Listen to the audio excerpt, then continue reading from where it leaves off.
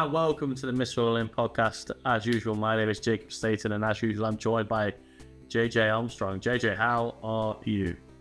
Fed up, Jacob. The wheels have come off. I'm absolutely fed up with this football club. The game's finished. What time did it finish? An hour ago? I'm done with it. How are you, Jacob? I'm not as bad as that. I can safely say that. I think objectively, I can look at it now and say a 1-0 away loss to a team chasing Europe probably isn't that bad. We'll get into the game and discuss the few things there were to discuss because not much happened. But yeah, I am okay, thank you. I'm okay. The reason I'm fed up, Jacob, is because you talk about a team chasing Europe, but we keep getting told it's a good time to play these teams. So always a good time to play these teams. It was a good time to play Liverpool last week. It was a good time to play Brighton today. But both times we've lost a 0-0 game 1-0. And that's why I'm fed up with football. Both times. That's why I'm fed up with it. 0-0 games. Good time to play them. 0-0 games. Forest managed to lose it 1-0. So fed up. So let's move this misery fest onto the starting 11. I like to think that I understood immediately what Nuno was trying to do with the starting 11. It was clearly going to be much more of a low block, keeping the game. They're going to have lots of possession, so we don't want to waste all our fast players and pace early on. But I know you took a bit of umbrage with the starting 11, didn't you, JJ? I did, because I just don't understand it. I get, as you said, I understand that method of thinking, but we're at a point in time now where that isn't our strength. We're a team that's relatively known for sloppy defending and not being able to hold teams unless we play our sort of best 11. And I know it makes no sense considering I said we lost 0-0, 1-0, but I just think in these type of games we need to play to our strengths, which is largely, at the minute, our main chance of getting anything is to try and score more than the other team, as daft as it sounds, because we know we're going to concede, but put the best players on the pitch to give us a chance of scoring, which we went for a run where you could say, whatever happens, I know we're going to score. It's just how many we concede. So I took Professor Umbridge against it because I just didn't get it. I thought we're running out of time now. We need a result. It's a good time to play Brighton. Why don't we play our strongest side that can just go at it from minute one? The reason I'm a bit fed up is because I'm really tired of watching Forest go down and then try and then go for it, or go for it too late. And then at the end of the game, you're almost walking away going, we definitely could have got something from that. And I'm not saying this was a must win. I'm not saying it's a should win, but it was definitely a could win. And at the end of it, it was a could win. So I just don't understand why we can't just attack the game from minute one. And they are a good side. They have good players, but they are hit with injuries. They have just been beaten. They have been in poor form. I know they've been good at home, but this was a chance for us to play our strongest way, which is counter-attacking on purpose with pace, as we sort of tried to finish the game. I just don't understand why we didn't start with Taiwo, Hudson-Odoi and Alanga. I just didn't understand it. Yeah, and I get that whole, start with your best team. We're possibly, Nuno's possibly overthinking it a bit too much, but I thought by and large in the first half, it worked. We nullified their threat. They had a lot of the ball, obviously, as they always do. And I could only really see them scoring a goal in which they did, which was a shocker, JJ. It was another avoidable set-piece goal, wasn't it? I messaged you before it saying this is one of those games where you can just tell we're sloppy at the back and are going to concede from a set piece, and we managed to do 2 in 1. Yep. And you talk about them looking like the only time will score or do anything threatening is through us gifting them a goal through a set piece, and that's exactly why I think we should have played our strongest 11, because Brighton did not have to get out of second gear today. They did not have to try. They beat us without even having to really lay a glove. We did it ourselves. And that's why, once again, we've been beaten by a team that's not had to try. And had we had our starting 11 on, I think that game's there for the taking. Yeah. It's hard to do. So I'm gonna stick with my support of what Nuno was trying to do, but I'm not gonna deny that we probably should have played our strongest team to start off with. The goal itself, it looks very clumsy, but I think Bamadelli has to put a head on it, and Sells did very good this game, coming out and punching. So I think they both tried to do the right thing. It just looks a lot clumsier than it actually was. God bless him for trying to claim that he was being fouled. Yeah. Sometimes you've just got to pretend, because it looked like a calamity. I don't think it was as much as it looked. I don't think it was as calamitous as it looked. But I think without VAR, you could have got a twitchy referee to give that as a foul. I think you definitely, like in a championship game, that kind of thing, you could have played up a bit more, and because referee, that was probably the plus side of VAR. The referee goes, I don't think it is, but VAR is going to check it anyway, so it gives it a goal rather than panicking and thinking, foul on the keeper type thing. Yeah, I just, what is the point of earlier in the season being told we're getting a set piece coach? Because I'm yet to see. I thought I tricked myself into thinking that we were starting to see some improvements in terms of delivery. We had in the first half, we had a free kick which you could identify for any other team as a dangerous free kick. It certainly wasn't dangerous for us. I think Nico took it, I believe, and it was just in and out. It was done. It was done. Yeah. There was no threat to it at all, and I didn't feel any threat to it. I didn't get excited when we were given it. And any other team, you think, they could trouble here, or at least threaten, but there was nothing. And there was one in the second half as well. Again, nothing. So not only is it the offensive set pieces, it's the defending set piece as well. I just don't understand. It's a simple part of the job. As a football team, you should expect to defend and attack set pieces, and we're just so weak in both areas. I just don't understand it. Again, yeah. I've just seen something funny. I'm watching the stream come up on BBC for the Man City Liverpool game. Liverpool fans just tweeted in saying, "Times like these, you wish you had Origi on the bench." You don't. So then we go into half time. I think coming out for the second half, I think maybe surprised we didn't make at least one change. I suppose apart from the goal in Nuno's head, the plan's probably working, isn't it? So persist with it. And then in my opinion, and I'm open to disagreeing comments, JJ. I think the second half we were a lot stronger, creating some chances, getting the right people on the ball. Maybe just not quite committed in the right areas, but I think it was certainly an upturn in performance in the second half. I'm not saying we were brilliant, by the way. I'm not saying we were brilliant. I'm just saying we were better. Try a bit more purposeful.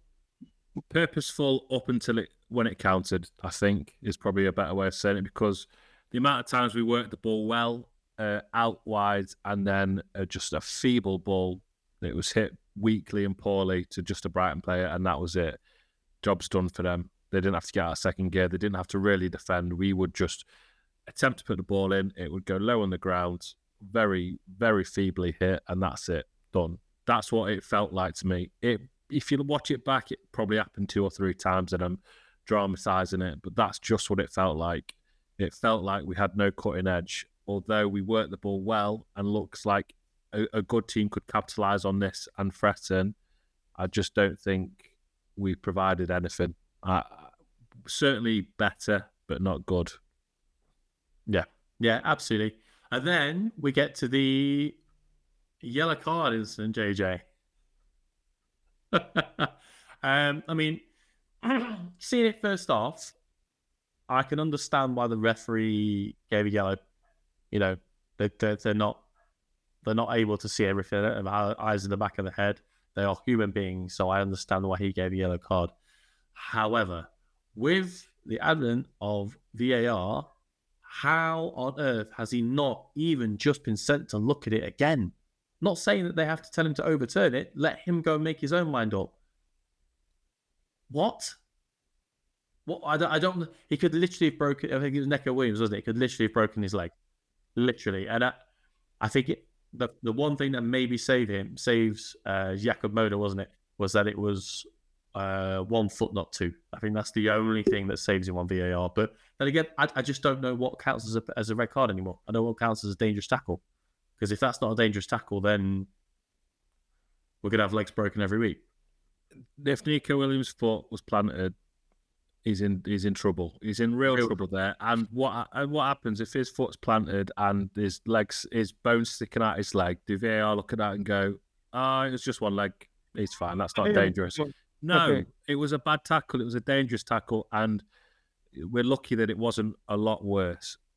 What is the point of VAR? If someone's there to look at the event after it with multiple cameras, multiple angles, and get to decide with replays, the benefit of replays, I again add this to the list of things I just don't understand from this game or in football in general, and it's dampening my spirit for the game. I said after the Liverpool game, I'm getting fed up with football at the minute, and this is just another thing.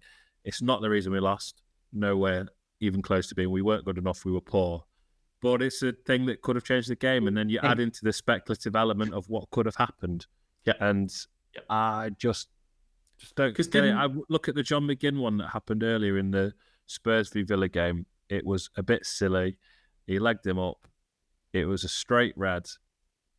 If VAR has obviously confirmed that, I guess not clear and obvious, but this one was so much more dangerous, and VAR have had the benefit to look at it and have said, it's fine. I agree with the on-field decision. Like you say, at least send the referee to the monitor. At least let him have a second look. Every football fan that is watching it that has the same benefit of replays, if you're not in the ground watching on TV, you have the same benefit of replays as these people can watch it and say, that is a red card. And everyone understands it, but the people in charge of making the decisions, because they're only interested in protecting their mates. And fair play to Brighton fans, I've seen multiple say, what on earth? That's a red card. I think one of them said they have a chant that says, De Zerbi's right, the ref is shy, and said, if I hear any Brighton fans sing that again, I will show them that video, because we've got away with that one. All the Brighton fans saying they've got away with it. And then, as is often the case, as has happened multiple times, the manager just subs them off. They get a chance. They're on a yellow. They should have been a red, and then the manager takes them off straight away. Fed up. Sorry, I'm really enjoying that. I'm really enjoying that chant. It's a good chant. Well, I agree. It's not the reason we lost, but it could have been the reason we got something out of the game. That's the way I'm seeing it. Yeah, because we know, the thing is, we know how good Forest are against 10 men, so we would have won. But still, like you say, it's another thing that could have changed the game. Yeah, and I don't think anybody would look at that tackle, and this is not. I think there are even Derby fans that would look at that tackle and think that's a red card. That's how clear cut it is. I don't. If a Forest player had done it, what would you say? You'd go, he should be off. What are you doing? I might with my glass half full try and say it was only 1 foot, but that's just me trying to make it not a red card to Forest type thing. But yeah, the clowns in the cabin struck again, haven't they? And yeah, I think it's fair to say we're getting ticked off of it, JJ. Absolutely. We then make some really positive changes. You don't think bringing Campbell Hudson-Odoi, Anthony Elanga and Tyrell, you think bringing 3 forward players is... Yeah, they're positive. But if you're 1-0 down and you're taking gibbs-white off for Koyate, how's that positive? I'm getting that to that Joshua. Come on there. Okay. So it makes 3 positive changes. Let's see. Nico Dominguez, Ryan Yates, and I can't remember who the one is. They come off, and we basically go to a 4-4-2, don't we, with Gibbs-White and... Sangare came on as well, didn't he? With Sangare, Gibbs-White at central midfield, Hudson-Odoi and Elanga down the wings with Taiwo and Chris Wood up front. And we're starting to make a little bit of something happen. They are catches on the counter. Tarek Lamptey is wildly fast. Neco Williams again, by the way. What a great game. And then he takes our only playmaker off Gibbs-white for Cheku Kouyaté, who this is nothing against Cheku Kouyaté, who I think has actually been pretty decent for Forest since he's been with us, but I was looking when Kouyaté was coming on thinking, who's he going to take off? Thinking it might be Chris Wood and push Gibbs-white further forward. And no, it was Morgan Gibbs-white. I think for Morgan Gibbs-white to be effective, he has to be on the pitch for the whole game. That's my opinion. He could come up with a piece of brilliance at any point, couldn't he? Whether it's the first 10 seconds or the last 10 seconds. He definitely didn't today, but he definitely could have done if he'd have stayed on the pitch. I completely agree with that. Gibbs-white frustrated me today. Would I have taken him off? No chance. Because as you say, he's the one with the ability to turn just one ball, a moment of magic, and that's it. And we finally have pace on the pitch. He can unlock that. Add it to the list, Jacob, of things I just don't understand, because I think that's such a bizarre substitution. Does Nuno want to go or something? Is he thinking, bugger it? Nothing against Kouyaté. I criticised him before, or when Cooper named him in his starting 11 out of the blue. I thought, what on earth is that all about? And he played for the shirt, and I really value that. But I just don't think this was the right time for him to come on. I think if we're seeing it out of the game, maybe you could justify it. But when you're chasing the game, the team's not really got out of second gear. Why take off Gibbs-white? Don't get it. Yeah, absolutely. And I think that basically concludes the game, because it was 6 minutes of extra time, and despite lots of Brighton time wasting, we only got like another 50 seconds, which is another thing I don't understand. But yeah, we didn't do anything, did we? They killed the game really effectively, and whenever we got the ball, we did our best to give it back to them. So that was the end of that game, JJ. And I think the positives I'm taking from it are Brighton are a good team. We were away at them. We did four. The only goal they could score was an own goal. So, there is that.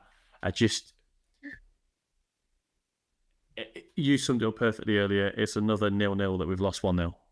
And it just, these odd points, if we got a point today and a point against Liverpool, where there's just a cushion that's built up, isn't there? We're not winning these games, but we're just adding little points in. And I think that could cost us in the end, JJ.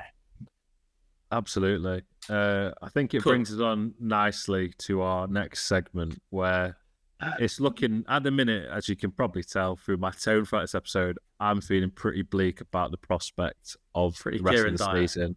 It's pretty Kieran, yeah.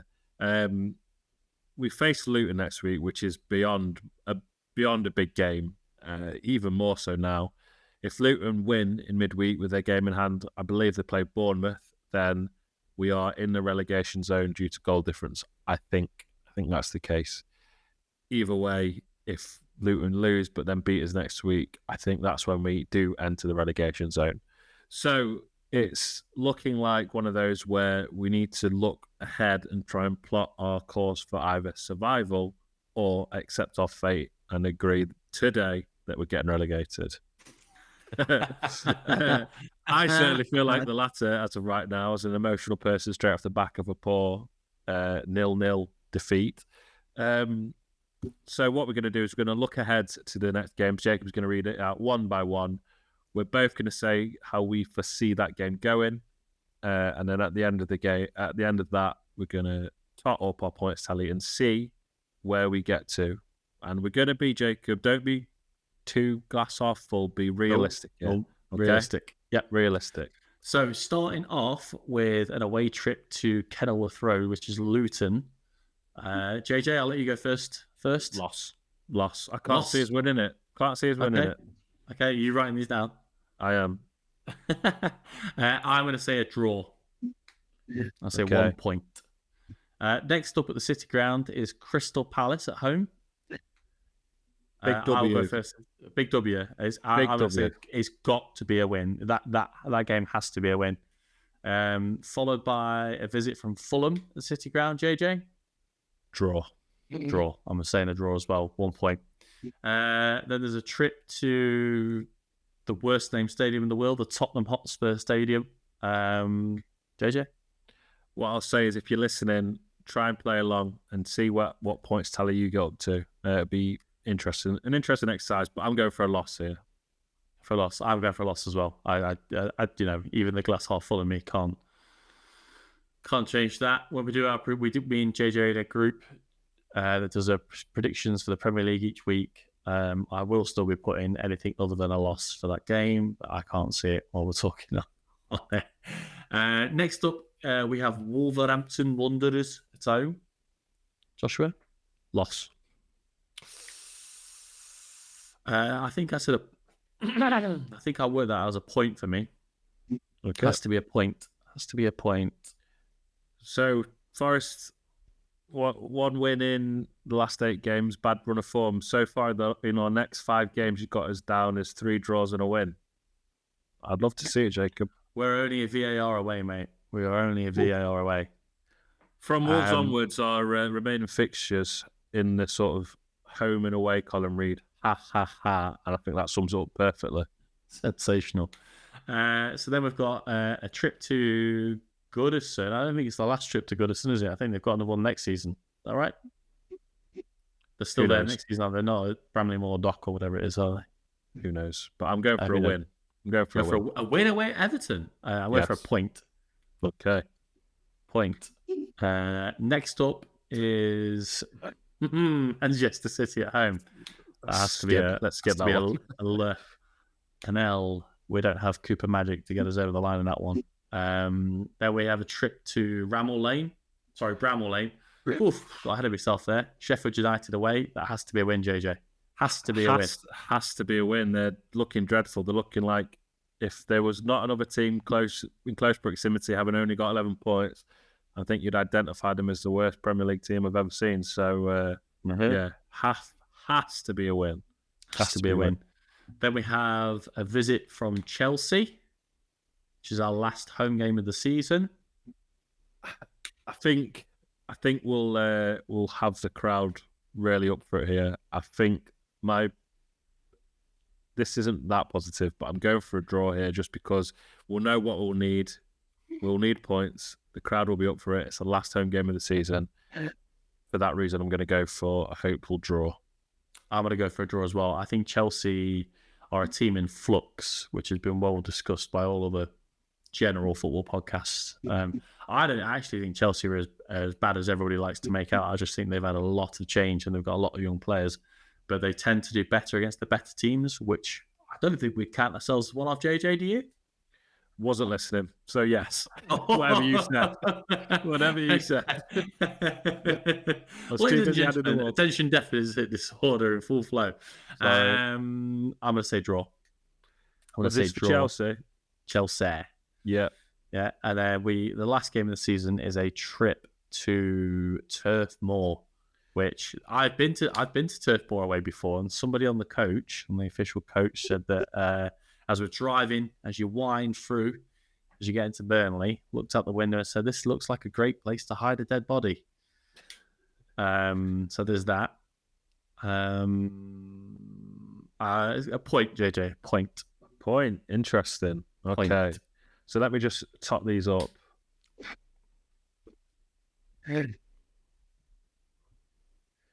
So I've gone for a win against Palace, a draw against Fulham, a win against Everton, a win against Sheffield United, a draw against Chelsea, and a win against Burnley.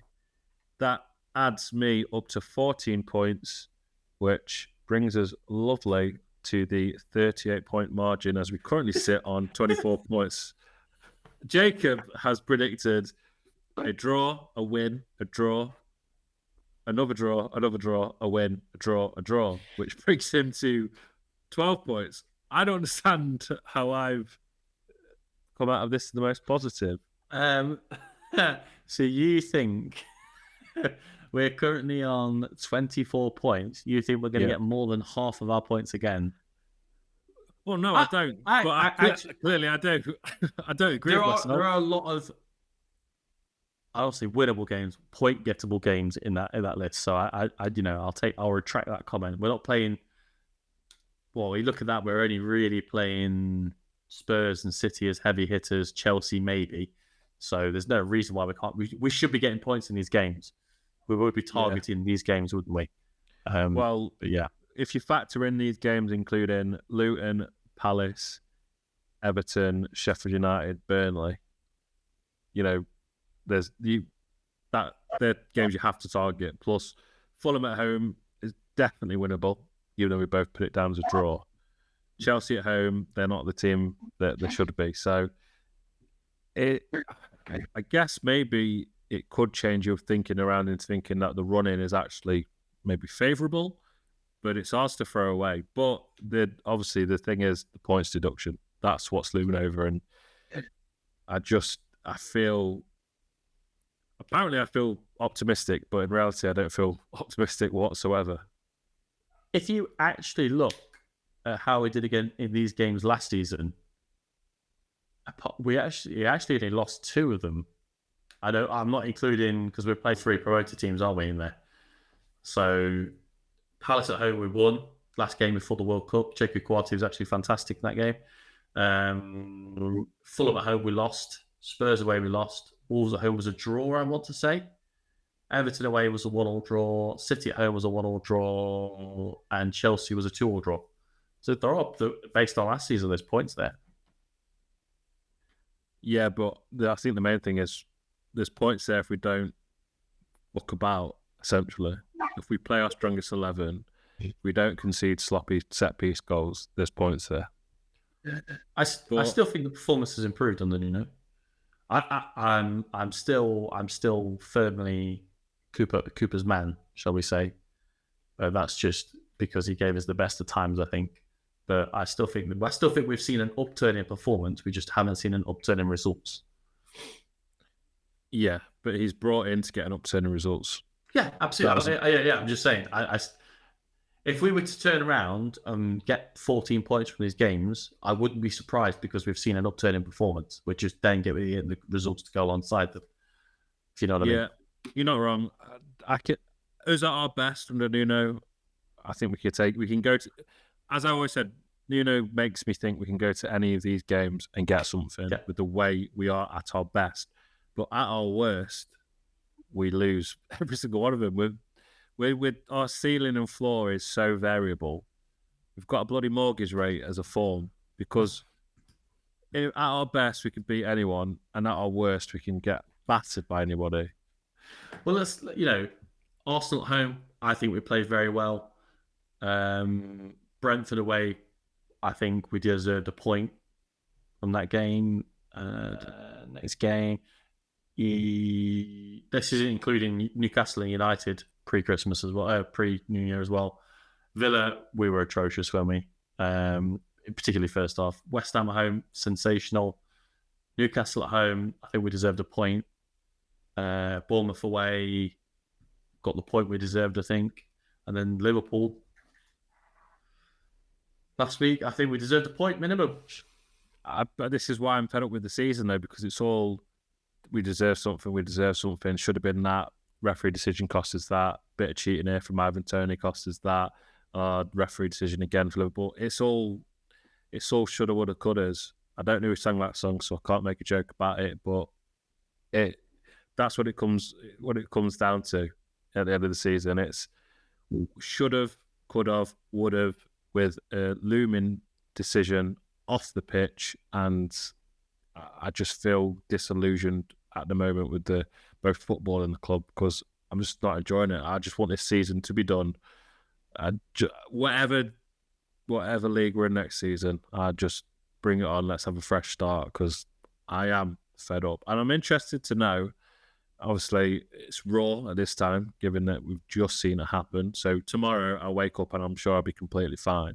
But it's interesting to know how other Forest fans are feeling. Is anyone else feeling so disillusioned and bleak, or are people still thinking we can turn this around? Let us know. Be interested to find out. Because Jacob, I'm sure you're on the other side of it. I think I'm just being more objective because I think in my head, if we're not going to win this match, I still want to see a positive something from the performance, and I still think we are by and large getting something from the performance. We still got a reaction in the second half. we didn't create enough chances and that kind of thing, and how we performed in extra time again was worrying for me. But we're still, look at Liverpool last week. We were the team pressing for the winner in the last 10 minutes. We were the team, we played really well on the counter attack and that kind of thing. So I'm still feeling that we can get something, but it's my comment of 100% think we're still up is no longer 100% due. What percentage are you at now then? That's an interesting one, because you did say a few weeks ago we're 100% staying up. 61%. I mean, that still technically is very positive, because is it? You're saying we've got more of a chance of staying up than not. I think, of course, we're not in the relegation zone. Well, I think it's bleak. I think I'm not saying it's not, but it was never going to be, was it, this season? Let's be honest. Yeah, the points deduction is the main thing for me. That changes everything. That changes everything. So we were meant to hear about it on Thursday, or is it this Thursday coming now? I believe it was this Thursday. So I think we find out the decision on Thursday, so ahead of the Luton game, but then get a chance to appeal it before a set date in, I believe it's April. That could go beyond the Premier League. That could go beyond, is it the 26th of May, is it something like that? Yeah, I'm sure they said that the appeal outcome will be known post-season, it felt like. It's all a mess. I mean, if it's gone well and the decision is there is no points deduction, you've got a fine or a suspended sentence, then happy days. You go into Luton with a bit of energy and think, let's do it. Let's just put this to bed and not go into the last few games of the season worrying. But if it's a points deduction, or it will only need 3 at this point to put us in the relegation zone, I think, given Luton's points telling goal difference. We've got 1 goal better, haven't we? Are we 1 goal better? Okay. It only needs to be 3 points for us to be right up amongst it. Anything further puts us in the relegation zone. So, that added pressure ahead of a Luton game, I think, changes a lot as well. So, I guess it's all speculative until we find out the result. Obviously, hope it's gone well, but it just feels looming to me. Do you know what blows my mind? So, if I was to say to you, JJ, have Bournemouth had a good season this season? Will be answer. Yes, they've had a good season. Yeah, they've won 2 more games than us. Yeah, I think that's the difference as well. Crazy, but that's the difference. Just getting those wins on the board, because say we beat Luton and Palace, after that we're all saying we're happy days, we're staying up. The two games changed everything. Yeah, but when you've won 1 in the last 8 or 9, I believe. And failed to beat League One, Blackpool and Bristol within those times, it doesn't fill you with much confidence. No, I think it's fair to say the relegation scrap is 4-way now. I think it's Brentford, Everton, Forest and Luton battling for that last spot, isn't it? Or battling to not get that last spot. If Forest and Luton were to get wins next week and Crystal Palace were to lose, you could probably draw them into it as well. They are currently 8 points clear of Luton.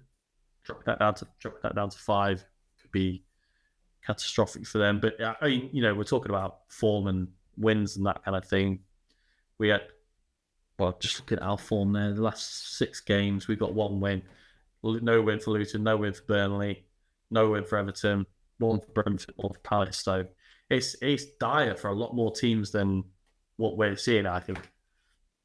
Yeah, I guess we only exist in our own sort of world and ecosystem. But what those other teams don't have is an impending points deduction. As we keep going back to, that's the thing that it hinders you.